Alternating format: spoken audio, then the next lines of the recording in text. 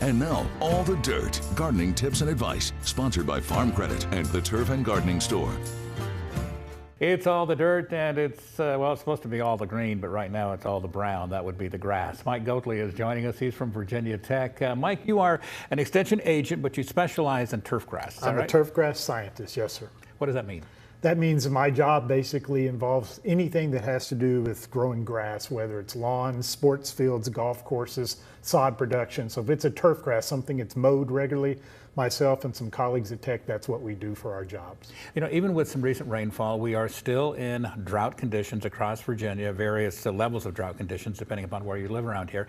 But we are in drought conditions. And one of the big questions, at least I know I have when I look at my lawn, how am I supposed to deal with my lawn during a drought? Do I cut it? Do I not? Do I add water? Do I not? You know, so what are some of the key advices, key points to think about in drought conditions? First thing I tell people is stay off of it. And a lot of us are tempted because we're just pretty much programmed that we've got to mow at least every week or so. And we tell people all the time, keep that 1/3 rule, never remove more than 1/3 of the leaf blade. But during a drought, stay off of it. No mowing.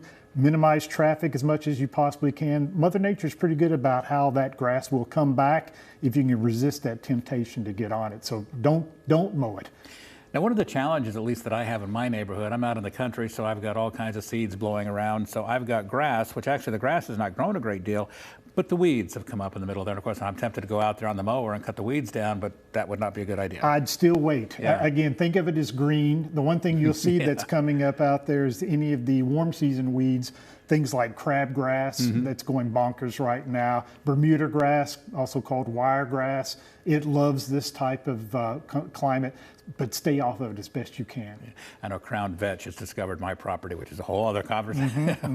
You know, these invasive species, some of these invasive species, actually, I'm going to take us a little sidebar here, but they can actually thrive in drought conditions, some of these can't they? That's their competitive advantage. Yeah. And that's how many of these things have become such problems for us is we're in the transition zone, which means we can grow about 8 different turf grasses not very well. And a lot of these other things we call turf grasses, turns out, well, they're also weeds. And if they like warm weather, drought conditions, they thrive. Our cool season lawns, they suffer.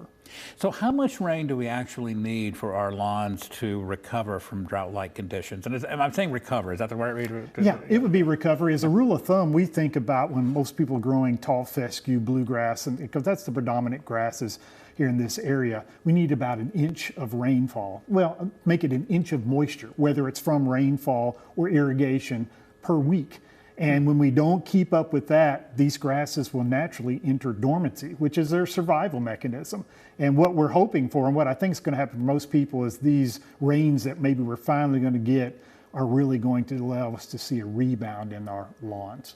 So we're going to continue the conversation next week, but the dormancy, when we look at a patch of brown, it's not dead. No, in most cases, it has literally entered a dormancy phase, just like a hibernation phase, and it's waiting because it can't do anything right now. And that's where we keep our fingers crossed in terms of if it rains, I'm expecting the majority of this grass to return. But we'll continue the conversation and find out what we should be doing next. Mike, thank you so much. Really appreciate you coming in. You're very welcome. And of course, this is All the Dirt. You can find out all about it at WFXRTV.com. Just find us there, and we'll be back in just a couple minutes.